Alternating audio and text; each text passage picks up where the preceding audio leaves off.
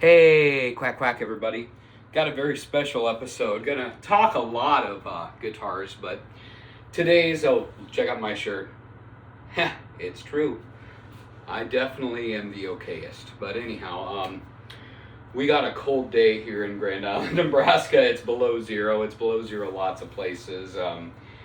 I had to pick my Martins up from the music store because their necks were out of alignment, so they just needed to go see the guitar chiropractor, and they're good now and they have new strings, so I thought, why not, for this gear episode, talk about my Martins, and then I also want to kind of throw some challenges at a couple other companies. People privately and publicly told me they love these gear videos. They're not a review, they're just me talking gear, and I kind of like it.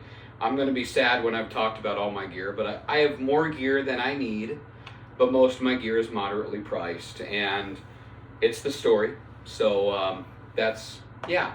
My Martins have new strings, so we're going to talk about my Martins, and we're going to challenge people. People loved me calling out everyone who plays a shub capo.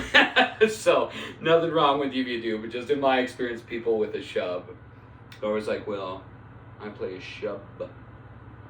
And they shake their heads at my Kaiser capos, and no. By the way, someone did tell me about G7 capos.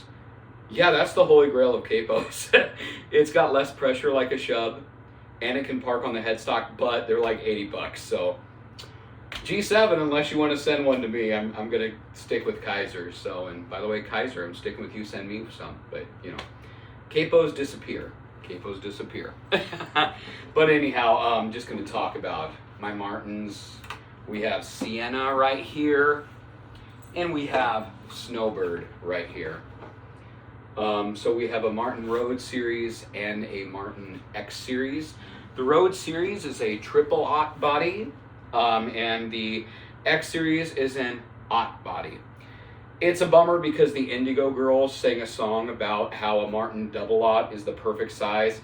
It's a bummer I have the triple aught and the single aught, no double aught, but I played a double aught at the music store after I bought both of these, and I respectfully disagree with the Indigo Girls. It wasn't bad, but it wasn't perfect, so that's okay. The Indigo Girls have some good music.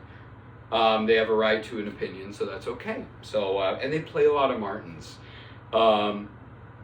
Whenever I've checked them out on YouTube, I'm not really listening to the music. I'm looking at what Martins are they playing. But yeah, I like Martins. For a while, I was a Martin fanboy. I'm not so much a Martin fanboy. Reality has kind of sobered me on them a little bit, but I still really like my Martins, and I am glad I went with it. But so yeah, long episode, and we'll talk about it. How I got to them, what I like. Anyhow, for a long time, I played a bunch of really cheap acoustic guitars, and I played mainly at church. My electrics that are on the wall, they're all pretty much modded, and I mod for fun. It's a very impractical and stupid hobby, but it's a blast. That's what I do. Will my modded guitars equal a American-made Fender custom? No.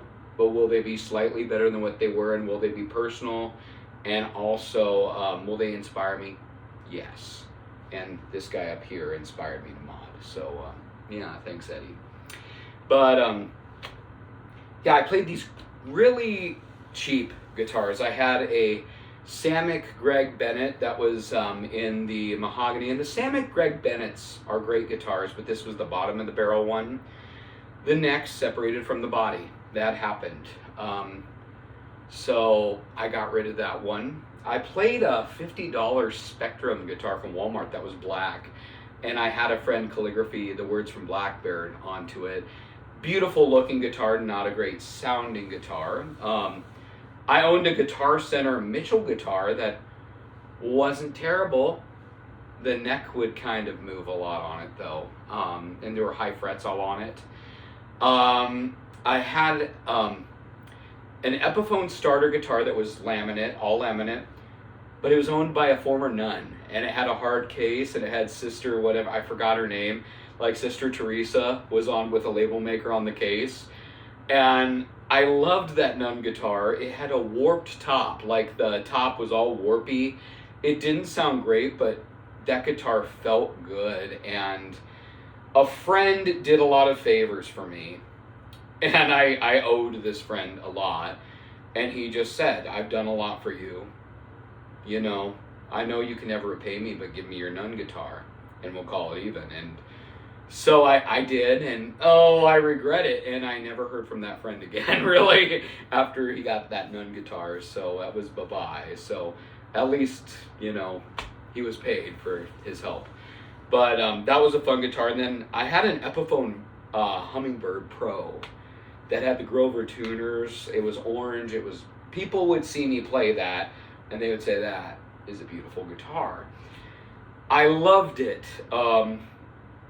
Believe it or not, I don't miss it though, because what happened was when I started giving lessons, and I give lessons about 4:30 to 8 or 9, about 4 days a week, my right shoulder really started hurting. I went to the doctor, and the doctor said, well, how much do you play? And I said, well, I'm sitting with an acoustic guitar on my shoulder for 4 hours a day, 4 days a week at least, not counting church. And doctor's like, yep, that'll do it. You're either going to have to get cortisone shots and eventually get shoulder surgery, or you just get a smaller guitar. And so I did. I learned, by the way, one thing is companies don't really market the right things to beginners. And most beginners would be fine with a parlor guitar, an aught, a double aught, a triple aught guitar. But you see dreadnoughts being sold all the time, and that's the big classic size, and this shoulder cannot handle a dreadnought. It hurts.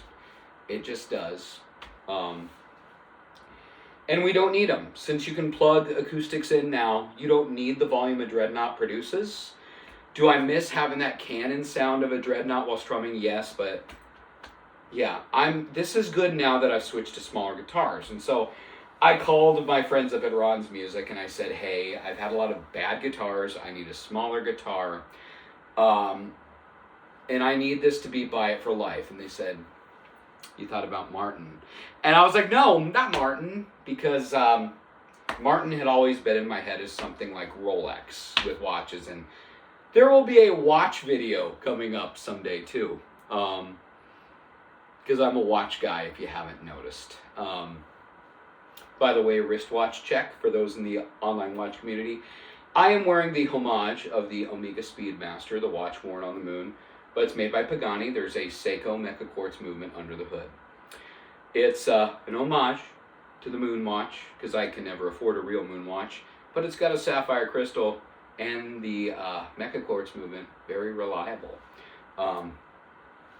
It's a very solid chronograph. I like to wear it. I'm a space geek, so yeah, we're going to the moon today. But anyhow, I called and was like, buy it for life, I need that. And they said, Martin. And I thought, I can't do that. Well, I go to the music store, I try some out, and these are nice. They were a little more money than I wanted to spend. Teaching is my main thing. Being a deacon is also my main thing. I'm not a rock star. I don't need premium gear, and this Martin was a little more. And what they just said, take this home, read this catalog. And I was reminded of some things, the history, you know. In the Civil War, the American Civil War, people were playing Martins around the campfire. Martin has been around for like 200 years. Martin has history, and history really gets me. And speaking of history, my first acoustic I used to own was a Martin backpacker, which Martin's backpacker is no longer sold anymore. Martin has disowned it. Martin sold a lot of backpackers because it was eye-catching, it was unique, but from someone who owned it, it was a bad guitar. It was hard to hold. It was wood, so weather would affect it. Yeah, the Martin backpacker's no good. If you really want something for camping and travel, and you know go, 100%. Carbon fiber composite, it's weather resistant, the neck doesn't move. Yeah. But, yeah, I started with a Martin backpacker, and I thought, well, maybe I do go full circle. And I was looking at the Martin X first, and they are not wood. A lot of them have a top that's wood, and the sides are HPL. That's high-pressure laminate. That's sawdust, resin, and glue, which turned me off initially. It really did turn me off because I was like, Martin, the great Martin, is making guitars not made out of wood. But when I read in this catalog, it's for environmental sustainability. They can also be Martin that's less precious. They do have the core Martin sound. It's about 90%. And yeah, and I started watching interviews of the owner of Martin Guitars, and he even brought something up. He goes, yeah, Takamine, you can get a Takamine the same price as a Martin X. And it'll be real wood. You can get a Yamaha. But honestly, put that wood guitar against our Martin X, and the Martin X will win, sound-wise. And you know what? He has a point. Nothing against those other guitars, but the Martin X has about 90% of that Martin sound, and it's pretty good. But so I saw the X series, and I liked it, but then I just started reading more, and people said, go big or go home. And I played some Nazareth Martins, and they were nice, but I saw this Road series, and online a lot of people talked about the Road series is really the sweet spot for most regular folk like you and me. If you want a nice guitar, the Road series, get one. And the Road series is made in Mexico. I love this thing. Her name is Sienna. She is made out of sapele wood, and let me get closer to you. There's stripes, and it's beautiful. People who don't care about music will see this guitar and go, oh, that is beautiful, and I love it. Yeah, this one is really nice. Sounds really great. Sapele is similar to mahogany. It's not superior or inferior. It's just different and more sustainable, and this reminded me a lot of Woody Guthrie's This Guitar Kills Fascists, Martin, because I like Woody Guthrie. I like that, he had a Martin, but it wasn't a fancy blingy Martin, and it's triple-aught body. I love the curves in it, and it's still a big guitar, but my shoulder can relax. On a dreadnought, it's cranked, but it's just...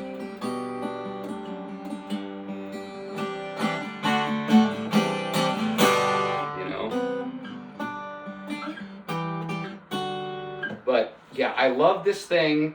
And here's the thing, I've owned this for 3 years. It still has new Martin smell. It smells beautiful. There's days if no one's around, I'll be like, ooh, you smell good. The fretboard and the bridge is Rich Light, which has a lot of haters. I'm not picky with fretboards.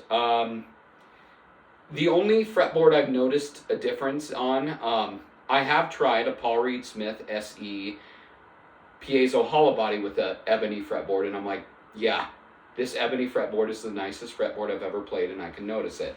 Everything else to me, it doesn't feel different. But yeah, the Rich Light, it's sawdust, glue, and resin. It's fake ebony. What I like is it's black. It's dark. I like my fretboards either maple or black. I don't love when they're brown. I really don't. So it's good enough for me. And I love it. It has a Fishman sonotone inside, so it plugs in. I plug it into my pedal board, which, I have a little Behringer acoustic driver that I use just to tame some of the piezo harshness. It's only turned about a quarter. They don't need much, but it's pretty good. And you don't even need to do that. Just turn the tone down on it, and it's fine. But it's a lovely, beautiful guitar. It was a little under $1,000, more than I usually spend on a guitar, but... the people who sold this, they told me, hey, Eric Clapton, he played one. Jeff Hanna from the Nitty Gritty Dirt Band, you love them, he played one. You're 40, you're in your 40s. By the way, I turn 42 tomorrow. You're 40. When are you going to play one? It's time. And so I'm glad I bought it, and it's all solid wood. But the one thing with that was... now that I had a guitar way nicer than all the other laminate ones, I'm like, oh, we have harsh winters here. I've done payments on this, and I was able to get this fine. I'm going to buy one of those X's, the Martin X. And this is kind of their more budget line. And like I said, it's from, this whole body is sawdust, glue, and resin. And it's to be environmentally stable. It doesn't sound as good as the solid Sapele. But that ain't bad. That's got 90% of the sound. And I was going to get the Little Martin, but the salesman was like, get this, it's an aught, and it's a Christmas special. And I said, well, can you put a pick guard on it and put the Fishman Sonotone inside this so it's like the laminate, the HPL version of Sienna? And he said, yeah, go ahead, we'll do that. And I've named this Snowbird because she gets used during winter when it's below zero like today, and I need to take a guitar to church. I don't take the solid wood, I take this. But I like this. The only thing with this, and this is better than the Little Martin. The Little Martin is better than the Backpacker. Ed Sheeran did a lot with the Little Martin, by the way. It's a good small guitar you can carry on your back and plug in if you need it. But for camping, for actual travel, because the Little Martin is still a Martin, it's still kind of precious. The neck can still move, which I'm going to talk later. Enya Nova Go. Which, by the way, I had a video on the Enya Nova Go that I've taken down because Enya never responded to me, so I'm going to be more honest right here. I think Enya's making a mistake. This is a great guitar, but you can get this, or you get a version that has all these built-in effects and app connectivity. My thing is, eventually that app connectivity is going to become obsolete. With a bunch of built-in effects, those are going to fail. Why don't they just put an under-the-saddle piezo, like on the Little Martin? So this could be a weatherproof guitar I can keep in my car 24/7, and if I happen to be at an open mic, I can plug it in.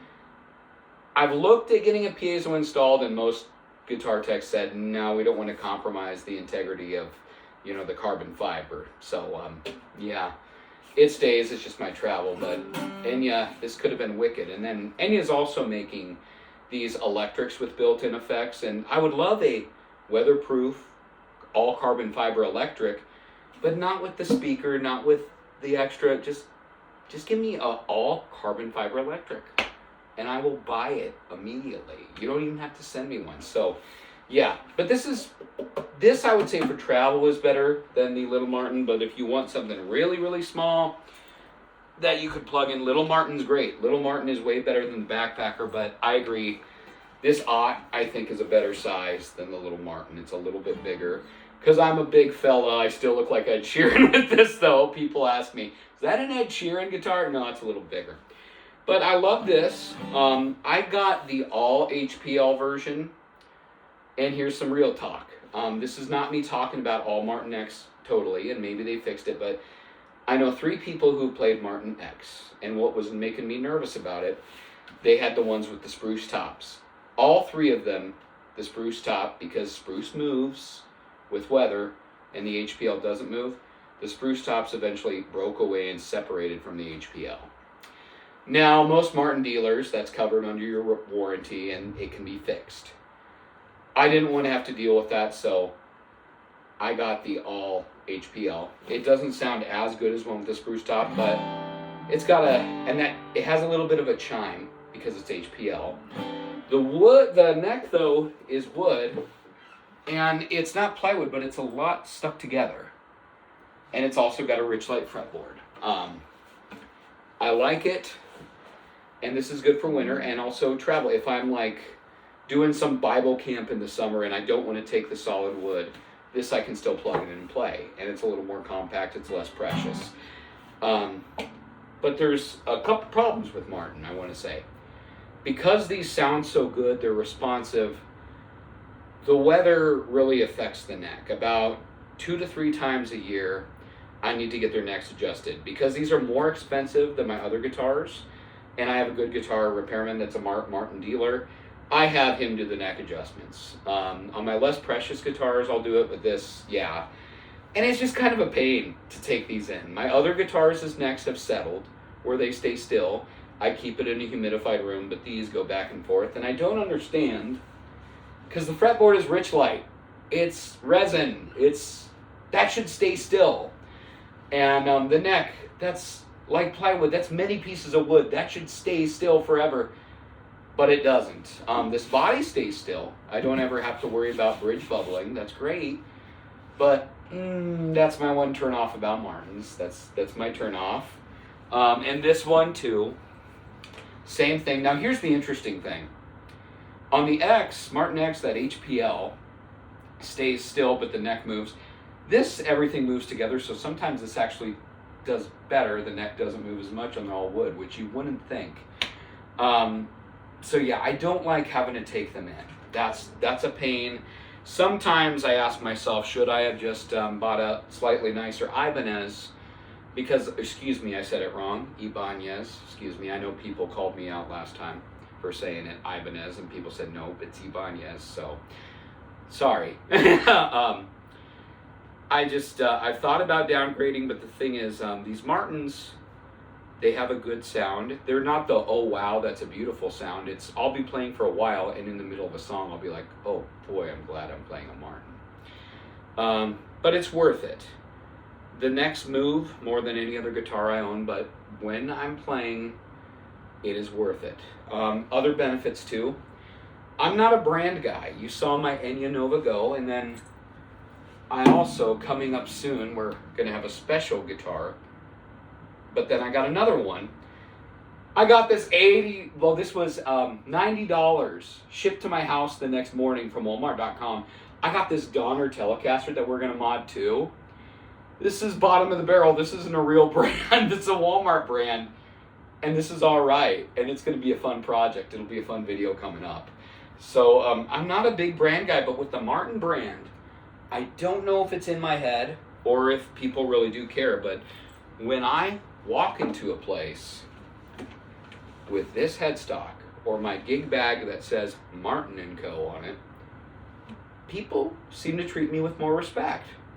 I don't know if that's in my head, but I'm noticing a difference. I do. And then people that I don't think know much about guitars or music will say, you have a very beautiful guitar, and they'll step back.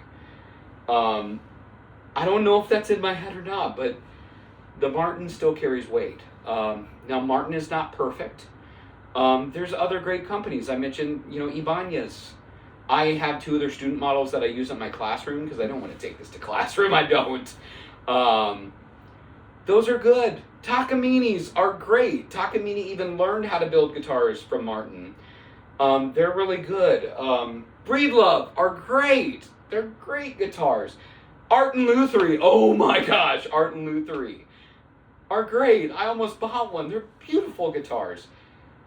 I like Martin. I like the core sound. The whole company's not perfect. They're not, and I don't need more than the Road series. I think this is the top. It's slightly under $1,000 for an average working musician. This is your nice guitar, and the X is for your harsh weather. And if you're traveling, you play the X. Just like for the rich people, the people more well off, your Nazareth Martin is your at-home guitar, and the Road series is your road guitar, but oh well. And Martin is actually starting to market it more with the X is now your one you take on the road, and this is take home, but I love it. The Nazareth Martins are nicer, but they're not thousands of dollars nicer in my own anecdotal experience. Another thing that's irritating about Martin, the binding on the Nazareth Martins, online, lots of people say, separates.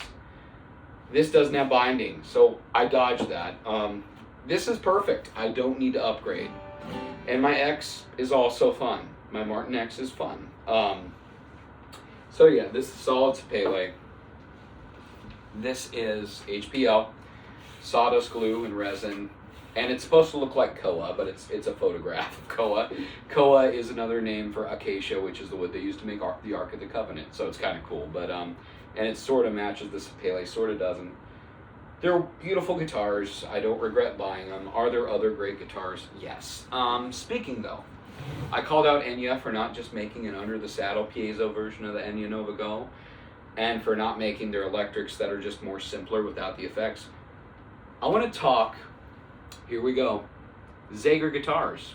Danny Zager, the person who was famous for the song in the year 2525. They have a company in Lincoln, Nebraska. That's not far away from Grand Island. And they make what look like great guitars. And here's the thing. I know of no other Nebraska musicians around the area that play Zager guitars. Music stores around the area don't play Zager guitars. There are schools that have classroom guitars. Why doesn't Zager reach out to the schools and do that? I know Zager might have more national things, but take care of your own local region first. Zager guitars, I would love it if your guitar became the Nebraska guitar. If it was, oh, if anyone in Nebraska's playing out, they're playing a Zager, you know. I don't understand that. I really don't. And I've wanted to try a Zager, and there's nowhere I really can. There isn't. Because no stores here that I know of sell Zager. I want to like Zager. I really do. I don't think the 2525 guy still runs it. I think his son does now, but they look great. They look nice, but it's right in the state, and I don't know of any way I can get one in Nebraska, aside from going to Lincoln and buying it, but no one else in Nebraska is doing that. So I just want to challenge Zager.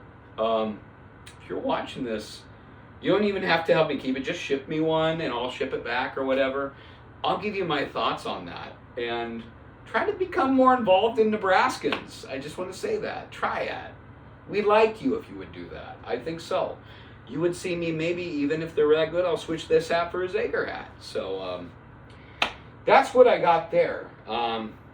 Those are my acoustics. I love them. I cherish them. That's Sienna and Snowbird. And I showed you my Donner Telly. I showed you my Enya Nova Go.